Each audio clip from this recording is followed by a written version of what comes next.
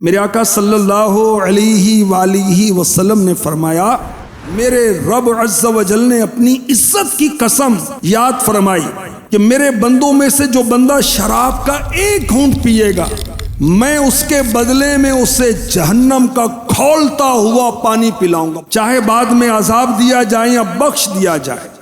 اور میرا جو بندہ میرے خوف سے شراب کو چھوڑ دے گا، میں اسے حضیرۃ القدس یعنی جنت سے پلاؤں گا۔ جو مسلمان کسی پیاسے مسلمان کو ایک گھونٹ پانی پلائے گا، اللہ پاک قیامت کے دن اس سے مہر لگی شراب سے سیراب فرما دے گا۔